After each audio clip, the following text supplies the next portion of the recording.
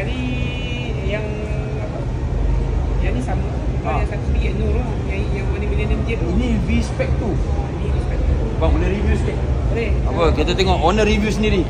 Tengok buka bonet. Okey. Alamak. Jarang-jarang nampak barang-barang Nur Spec ni. V-Spec tu, Nur Spec pula. V-Spec tu ni jarang-jarang timbul. Ini adalah chassis original dia. Chassis original. V-Spec tu. Tengok, yang owner sendiri yang buka. Kita tak berani kalau kita buka, kita bawa balik. Ini memang satu Malaysia kenal. Satu Malaysia kenal. Brother kita ni memang hot dengan barang-barang Skyline lah. Oh, lama Player dia. Belanja bos, belanja bos. Aduh, cantiknya. Kali ni setup konsep apa ni? Ni SKS. SKS konsep. Maksudnya dia punya headlock semua SKS? Block 24U N1. Okey. So dia yang standard dia 05U. Ini enhance daripada original block lah. So Okey. block 24U, crankshaft, conroad, piston SKS. Fully loaded SKS. Daripada bawah sampai atas semua SKS. Oil pump. So atas ni specialnya engine ni dia ada V-cam. Dia macam engine baru, ada variable valve. So yang belah sini ada exhaust step 2 SKS. Okey. SKS V-cam. Lepas tu dalam ni SKS coil pack. Okey. Ni SKS cam trigger.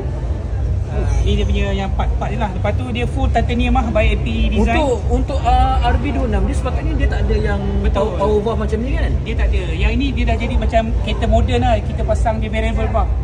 So sebabkan ada SKS V-cam ni, tuning dapat improve banyak lah. Stok dapat 836. Sekarang ni 836 horse. Top. Horsepower dekat 700, stok 800 lebih. Sebab V-cam ni kita boleh main dia. Dia punya apa nak buka masa bila. Ini first time saya nampak RB26 ada valve variable. Kalau before this memang tak pernah nampak pun. Ini first time nampak. Nama dia V-cam system. V-cam system lah yang ni. Betul. First time nampak. Awesome lah macam so, intake ni semua injector 1600cc LXZ. Turbo saya pilih Warner EFR 9180 sebab respon dia memang macam turbo A60 je. Walaupun besar tapi respon. Kalau tengok dyno chat 5000 RPM boost dah penuh dah. Dia punya lag dia kurang. Dia punya lag keluar je terus. Lag dia kurang, memang cantik. Lain macam setup. Tu lah cakap kan. Kalau dah label legend ni setup dia senyap je. Tapi setup dia luar biasa. Tu cakap lepas ni aku nak buka kemah dekat dalam rumah dia. Kerana apa? Sebab dia ada banyak lagi koleksi-koleksi sekarang. Aku tunggu lama Cik Lokos ni datang.